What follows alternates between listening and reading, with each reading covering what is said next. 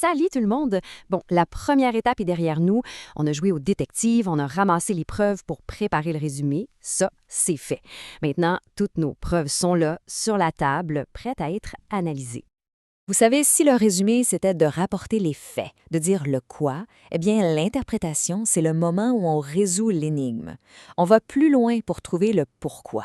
Et honnêtement, c'est là que l'enquête devient vraiment intéressante. Vous ne trouvez pas? Alors, pour bien faire ça, pour résoudre notre affaire, on a besoin de 3 outils dans notre coffre de détective. Premièrement, on va comparer les témoignages, ensuite, on va relier les indices et finalement, on va tirer nos propres conclusions. C'est ça, notre plan de match. Allons-y avec le premier outil. Pensez-y. Un bon enquêteur, ça ne se fie jamais à une seule version de l'histoire, hein? Il faut absolument confronter les points de vue de nos différentes sources, qui sont nos témoins en quelque sorte, pour voir où l'histoire concorde et, ce qui est souvent plus révélateur, où elle se contredit. Donc, concrètement, on fait le tri. D'un côté, on se demande, OK, sur quoi mes sources s'entendent? C'est quoi les idées communes? Et de l'autre côté, où est-ce que ça frotte? Où sont les désaccords, les arguments qui s'opposent? Parce que bien souvent, le cœur de l'affaire, il se cache juste là, dans ces contradictions. OK, la comparaison est faite. Maintenant, il faut aller plus creux. Il faut comprendre la logique derrière tout ça. Parce que savoir ce qui s'est passé, c'est la base. Mais comprendre pourquoi ça s'est passé, c'est là qu'on fait notre vrai travail de détective.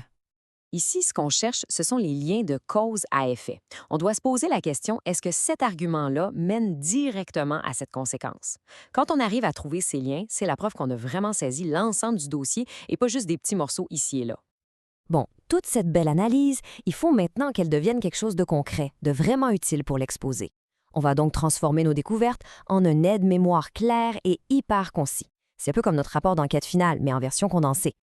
Et juste pour être bien certain qu'on se comprend, interpréter, ça veut dire quoi? Ce n'est surtout pas de répéter ce que les sources disent. Au contraire, c'est le moment de montrer qu'on a compris les liens, le fameux pourquoi qui se cache derrière les faits. Bref, c'est votre analyse de l'affaire.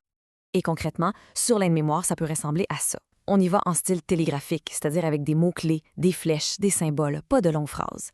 On peut y noter la comparaison des points de vue, un lien de cause à effet qu'on a trouvé, une déduction clé et pourquoi pas une statistique choc pour frapper fort.